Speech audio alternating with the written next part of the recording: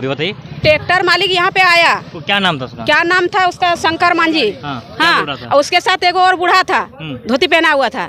वो बोल रहा था क्या, जो हम बोले इन लोग को बोल रहे हैं क्या कैसे हुआ, इसका माँ हमको बोल रही है बच्चा ऐसे मेरा गिर गया, ऐसे हम उठाने गए, उसको बोले क्या चलिए मेरा बच्चा को लेके, जब हो गया इस तरह घटना तो चलिए मेरा बच्चा को लेके जाएंगे। नहीं जाएंगे, आपको जो करना है कर लीजिए, हम जान के नहीं मारे, ऐसे नहीं किए हैं, हम जान के नहीं मारे। अरे ऐसा केस डेरी आता है जाता है, हम देख लेंगे। आप क्या कीजिएगा? मेरा गाड़ी से एक बार पहले एक्सीडेंट हुआ, पता चला कि मेरा कितने पैसा घूस दिया, चुके मेरे जेड गाड़ी था इतने घूस दिलू में इतने चला मार लो की करता पैर में बोल गाड़ी में हम लोग बहुत बच्चा मारे हैं, देख लेंगे। ऐसा केस कितना आया है, ऐसा इतना केस कितना आया है, कितना गया है। कौन बोल रहा था ये? वही ट्रैक्टर मालिक धमकी भी दे रहा था। धमकी दे रहा था। तो हॉस्पिटल में आके धमकी यहाँ पे एकदम पूरा इंडिया के मेरे पास सामने आ गया। देखते हैं आप क्या कर सकते हैं, देख लेंगे। हम मेरा पास ऐसे केस ढेरी आया, हम ढेर बच्चा मर गया, ऊपर से आप ही लोग को धमकाया, हमें को धमकाया, जो कि बच्चा ताकि हम बच्चा के पास वहाँ पे पड़ा हुआ तो उसका माँ बोल रही है उठा चलो हम लेके जाएंगे। क्रिमिनल है क्या वो? हाँ, वो डॉन है, वो बॉस है। क्या है हम नहीं बता सकते हैं, लेकिन यहाँ पे भी आके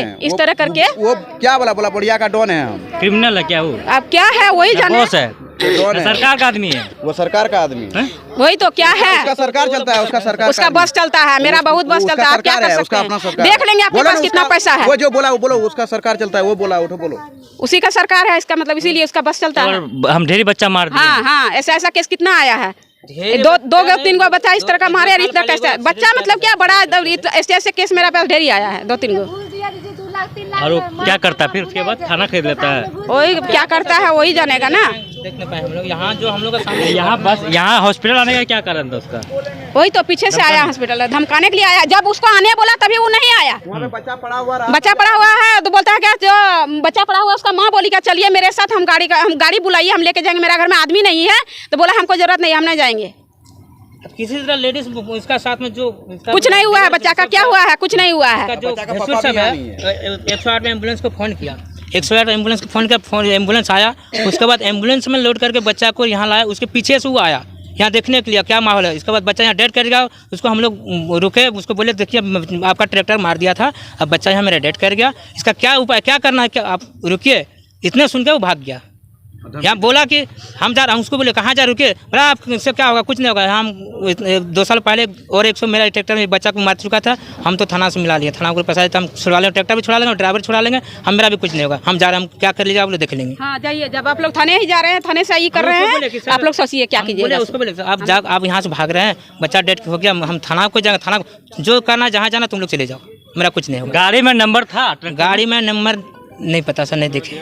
नहीं, सोनालिका गाड़ी था, बालू लोड था। बालू लोड है।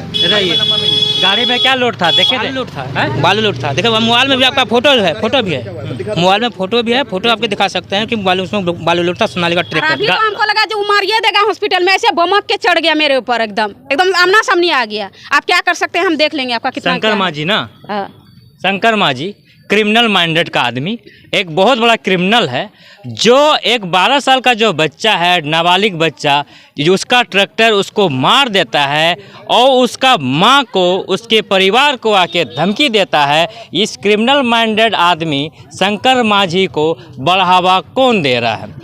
जैसे यहाँ पर सभी लोग कह रहे हैं कि ट्रैक्टर में नंबर ही नहीं है और अवैध बालू का काम कर रहे हैं। अवैध बालू ही नहीं, कई तरह के अवैध कारोबार में इसकी संलिप्तता है और लगातार इस तरह का हादसा वो कर चुके हैं। कहते हैं कि पूरा थाना ही हमारे पॉकेट में है, जो तुमको करना है कर लो, जो तुमको उखाड़ना है उखाड़ लो। आखिर इस क्रिमिनल माइंडेड का शंकर मांझी को सह कौन दे रहा है?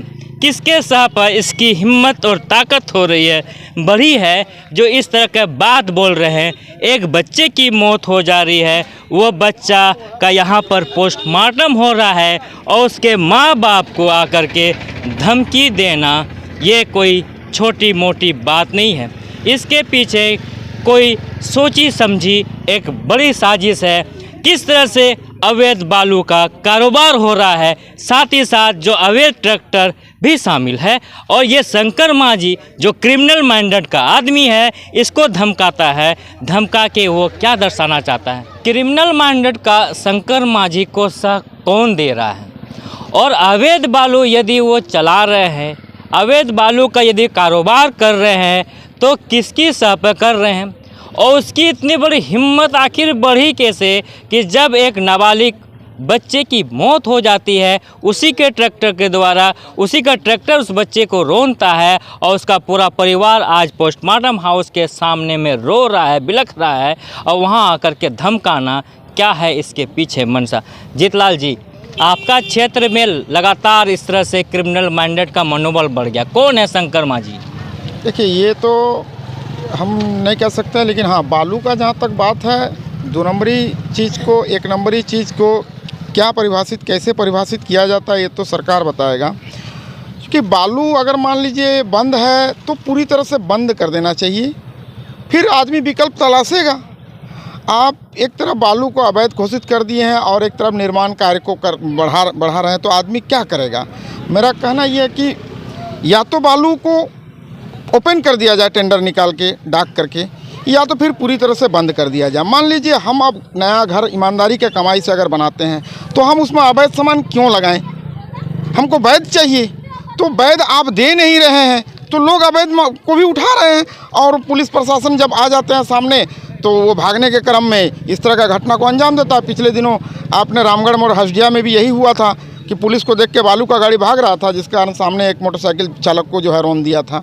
तो ये तो सरकार ये सब करवा रहा है, समझ लीजिए। अच्छा, फिर आके धमकाना, एक बच्चा का मौत हो गया है पोस्टमार्टम हाउस में, यहाँ के उसके माँ को और परिवार वालों को धमकाना, ये क्या? तो ये गलत है, ये गलत है। कोई भी मामला हुआ है तो उस पर बैठ के ही विचार होना चाहिए था, बातचीत होना चाहिए था। गलत है, अगर किया है तो उसको अपनी सज़ा मिलनी चाहिए। बढ़ावा कहाँ से मिल रहा है? बढ़ावा तो अब क्या बोलेंगे, इस बार ये छुपा हुआ किसी से नहीं है। ये हाई लेवल प्रशासन का भी हाई लेवल से सब सेटिंग होता है, ये छोटा मोटा थाना से भी नहीं होता है, सीधा हाई लेवल से होता है।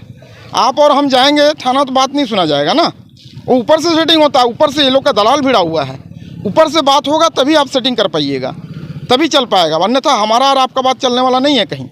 यही तो दिक्कत है।